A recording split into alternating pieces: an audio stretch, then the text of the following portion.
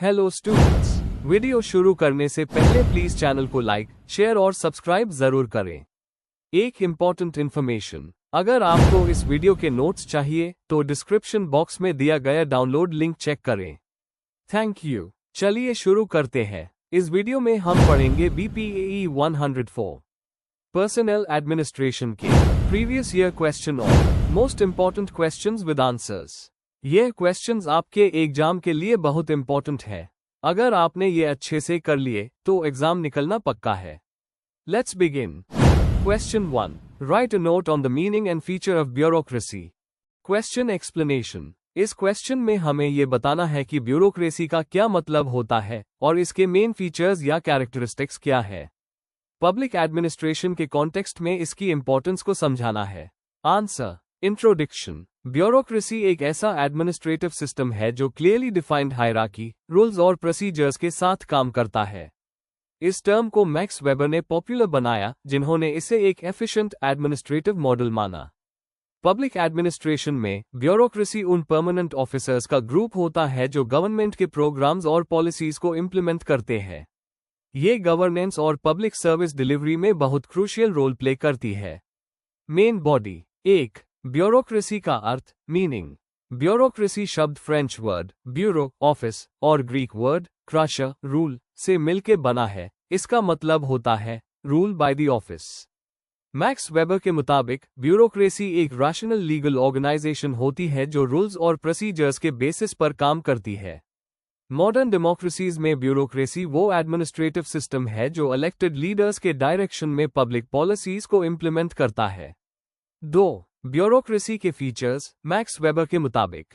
ए. Hierarchical structure. Bureaucracy एक ladder जैसे system में काम करती है जहां अथॉरिटी टॉप से बॉटम तक फ्लो करती है।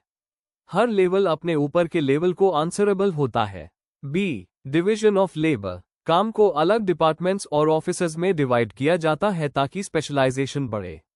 इससे एफिशिएंसी और एक्सपर्टीज दोनों इंप्रूव होते हैं। सी. Rules and regulations. हर काम फिक्स्ड रूल्स के हिसाब से होता है। ये कंसिस्टेंसी और फेयरनेस एंश्योर करते हैं। डी. इम्पर्सनैलिटी। डिसीजंस पर्सनल नहीं बल्कि रूल्स के बेसिस पर लिए जाते हैं। इससे ऑब्जेक्टिविटी और फेयरनेस आती है। A. Merit based recruitment. Bureaucrats को एग्जाम्स के थ्रू सेलेक्ट किया जाता है, जिसमें मेरिट को प्रायोरिटी दी जाती है। इससे नेपोटिज्म नहीं होता और क्वालिफाइड लॉक सिस्टम में आते हैं। F. Career orientation and job security. Bureaucrats के पास एक स्टेबल करियर पाथ और जॉब सिक्योरिटी होती है। इससे वो अपने काम में डेडिकेटेड रहते हैं। 3. इंडियन कॉन्टेक्स्ट में ब्यूरोक्रेसी। इंडिया में IAS, IPS जैसे सर्विसेज ब्यूरोक्रेसी का पार्ट है।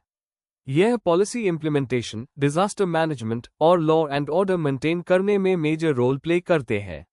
ब्यूरोक्रेसी को स्टील फ्रेम ऑफ इंडिया भी कहा जाता है। 4. चैलेंजेस और क्रिटिसिज्म। ब्यूरोक्रेसी को कई बार स्लो और रिजिड होने के लिए क्रिटिसाइज किया जाता है। रेड टेपिज्म, करप्शन और अकाउंटेबिलिटी की कमी जैसे प्रॉब्लम्स भी है। लेकिन RTI एक्ट, गवर्नेंस और सिटीजन चार्टर्स जैसे रिफॉर्म्स इसे इंप्रूव करने की कोशिश कर रहे हैं।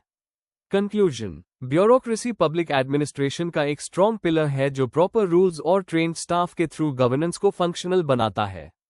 हालांकि इसमें कुछ चैलेंजेस है, लेकिन अगर अकाउंटेबिलिटी और ट्रांसपेरेंसी को इम्प्रूव किया जाए तो ये और भी इफेक्टिव बन सकती है। अगर आपको इस वीडियो के नोट्स चाहिए तो डिस्क्रिप्शन बॉक्स में दिए गए डाउनलोड लिंक को जरूर चेक करें। Thank you. Let's see the next question. Question 2, discuss steps in career planning and development. Question explanation. इस क्वेश्चन में हमें करियर प्लानिंग और डेवलपमेंट के डिफरेंट स्टेप्स को एक्सप्लेन करना है। बताना है कि एक इंडिविजुअल या ऑर्गेनाइजेशन किस तरीके से करियर गोल्स सेट करता है और उन्हें अचीव करने के लिए क्या क्या प्लानिंग और स्टेप्स लेता है। आंसर। इंट्रोडक्शन। करियर प्लानिंग और डेवलपमेंट का मतलब होता है अपने करियर गोल्स को पहचानना और अंत तक पहुंचने के लिए एक प्लान बनाना। इस प्रोसेस में ऑर्गेनाइजेशन भी एम्प्लॉय की ग्रोथ में हेल्प करता है। आज के टाइम में ये बहुत इंपॉर्टेंट है क्योंकि ये पर्सनल एस्पिरेशंस को ऑर्गेनाइजेशनल गोल से अलाइन करता है। डोनाल्ड सुपर और एडगर शाइन जैसे थिंकर्स की थियरीज इसमें उस होती है। Main body. 1. Self assessment. पहला स्टेप होता है सेल्फ असेसमेंट, जिसमें व्यक्ति अपने इंटरेस्ट्स, स्ट्रेंथ्स, वीकनेसेस और वैल्यूज को समझता है। सॉट एनालिसिस और साइकोमेट्रिक टेस्ट्स इसमें मदद करते हैं। इससे हमें अपने लिए सही करियर चूज करने में क्लैरिटी मिलती है। 2. Career exploration. सेल्फ असेसमेंट के बाद अगला स्टेप होता है करियर ऑप्शंस का एक्सप्लोरेशन। इसमें job roles, qualifications, growth opportunities और मार्केट डिमांड जैसे फैक्टर्स को समझा जाता है। नेटवर्किंग, इंटर्नशिप्स और मेंटर गाइडेंस इस स्टेज पर यूजफुल होते हैं। 3. Goal setting. अब हमें अपने शॉर्ट टर्म और long term career goals set करने होते हैं। स्मार्ट गोल्स बनाना चाहिए, स्पेसिफिक, मेजरेबल, अचीवेबल, रेलेवेंट और टाइम बाउंड। जैसे एक शॉर्ट टर्म गोल हो सकता है एक सर्टिफिकेशन कोर्स करना और लॉन्ग टर्म गोल हो सकता है एक सीनियर पोजीशन अचीव करना। 4. Skill development and training. अपने गोल्स अचीव करने के लिए हमें नए स्किल्स सीखने पड़ते हैं। Training programs, online courses, higher studies और ऑन द जॉब लर्निंग इसमें मददगार होते हैं। ऑर्गेनाइजेशंस भी कई तरह के करियर डेवलपमेंट प्रोग्राम्स ऑफर करती है।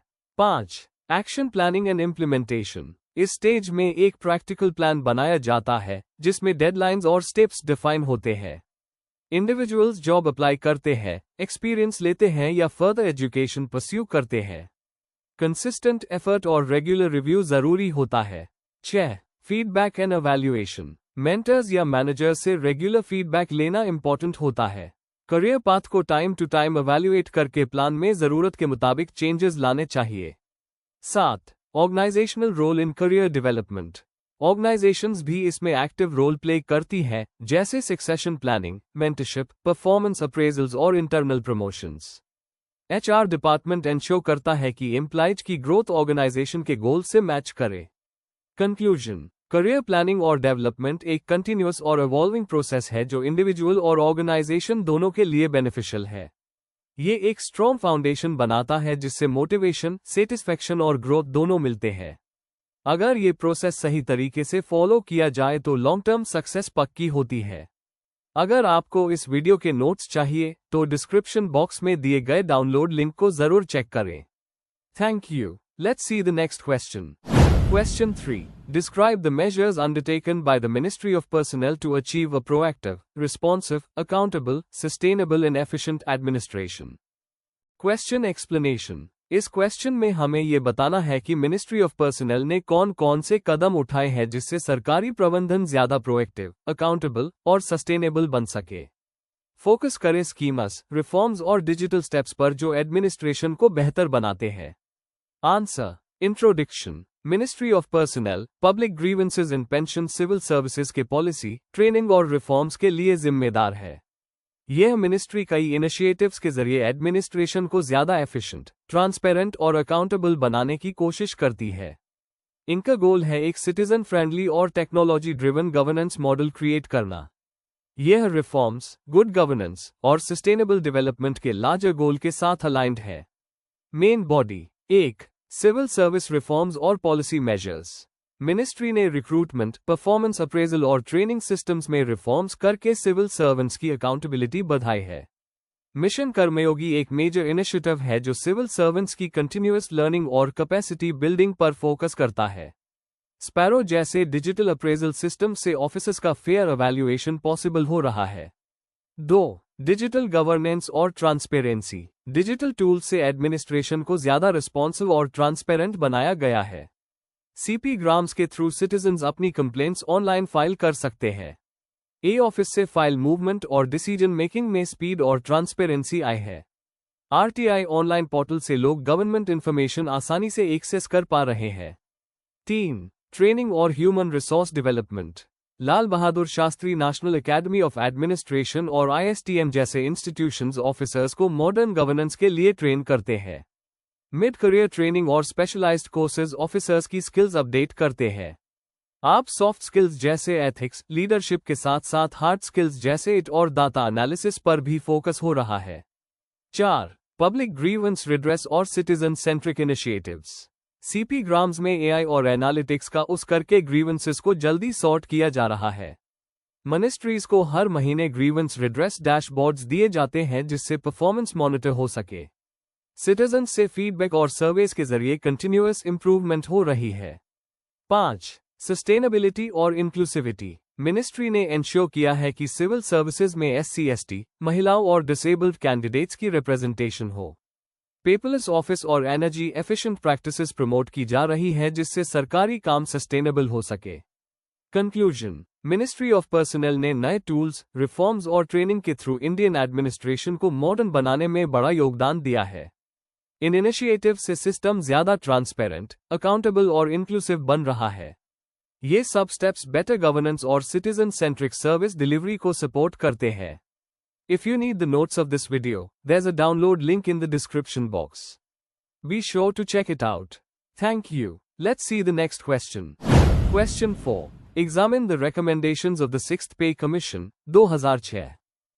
Question explanation. इस क्वेश्चन में हमें 6th Pay Commission, 2006 के मेजर recommendations को डिटेल में एक्सप्लेन करना है। इसका फोकस सैलरी, अलाउंसेस और वर्किंग कंडीशंस के रिफॉर्म्स पर है जो सेंट्रल गवर्नमेंट एम्प्लॉइज के लिए किए गए। आंसर। इंट्रोडक्शन। सरकार ने 2006 में जस्टिस BN श्रीकृष्ण के चेयरमैनशिप में 6th पे कमीशन बनाई थी। इसका मेन पर्पस था कि सेंट्रल गवर्नमेंट एम्प्लॉइज के पे स्ट्रक्चर और सर्विस कंडीशंस को रिवाइज किया जाए। मार्च 2008 में कमीशन ने अपनी रिपोर्ट सबमिट की जो सैलरी, पेंशन और इंसेंटिव्स में बड़े रिफॉर्म्स लेकर आए। चलिए देखते हैं इसके मेजर रिकमेंडेशंस क्या थे। Main body. 1. पे स्ट्रक्चर और ग्रेड पे सिस्टम। कमीशन ने नए पे बैंड्स और ग्रेड पे का सिस्टम इंट्रोड्यूस किया जिससे पुरानी कॉम्प्लेक्स सैलरी स्ट्रक्चर सिंप्लीफाई हो गई। यह सिस्टम ट्रांसपेरेंसी बढ़ता है और प्रमोशंस में क्लैरिटी लाता है। एम्प्लॉइज को ग्रोथ के अच्छे मौके मिलते हैं।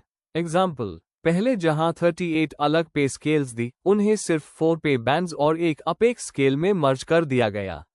2. अलाउंसेस के रिकमेंडेशंस। DNS अलाउंस DA को कंटिन्यू किया गया और इन्फ्लेशन के हिसाब से रिवाइज करने का रिकमेंडेशन दिया गया। हाउस रेंट अलाउंस HRA को सिटीज के कैटेगरी X, Y, Z के हिसाब से रैशनलाइज किया गया। नए अलाउंस जैसे रिस्क, हार्डशिप और यूनिफॉर्म अलाउंस भी इंक्लूड किए गए। एप्लीकेशन। यह अलाउंसेस उन लोगों के लिए यूजफुल द जो टफ कंडीशंस में काम करते हैं। 3. पेंशन और रिटायरमेंट बेनिफिट्स। प्री-2006 और पोस्ट-2006 पेंशनर्स के बीच पैरिटी का रिकमेंडेशन दिया गया। पेंशन कम्यूटेशन का अमाउंट बढ़ाया गया।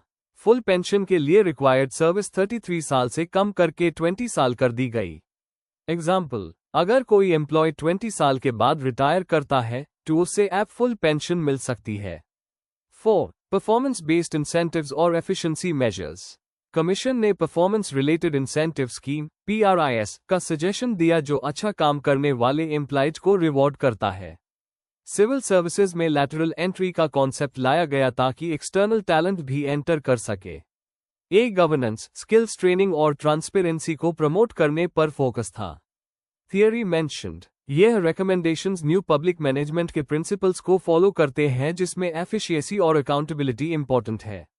5. इम्पैक्ट और इम्प्लीमेंटेशन। गवर्नमेंट ने ZYA डिटार रिकमेंडेशंस को एक्सेप्ट कर लिया और 1 जनवरी 2006 से रेट्रोस्पेक्टिवली अप्लाई किया। इससे सैलरीज में अच्छी इंक्रीज हुई जिसका पॉजिटिव इफेक्ट इकोनॉमी पर भी पड़ा, लेकिन फिस्कल बर्डन भी बढ़ गया। Case study. बहुत से स्टेट्स ने भी बाद में 6th पे कमीशन के नॉर्म्स को अडॉप्ट किया जिससे उनका बजट और एम्प्लॉय सेटिस्फैक्शन दोनों अफेक्ट हुआ। कंक्लूजन। 6th पे कमीशन ने गवर्नमेंट एम्प्लॉइज के सैलरी स्ट्रक्चर और सर्विस कंडीशंस में मेजर चेंजेस किए। इसने सिस्टम को सिंपल बनाया, परफॉर्मेंस को रिवॉर्ड किया और एम्प्लॉय मोराल को बूस्ट किया। हाँ, फिस्कल बर्डन जरूर बढ़ा, लेकिन ओवरऑल ये एक प्रोग्रेसिव स्टेप था पर्सनल एडमिनिस्ट्रेशन में। Before we end, please like, share and subscribe the channel for more such study materials and one important information अगर आपको नोट्स चाहिए तो डिस्क्रिप्शन बॉक्स में डाउनलोड लिंक दिया हुआ है, जरूर चेक करें। Thank you.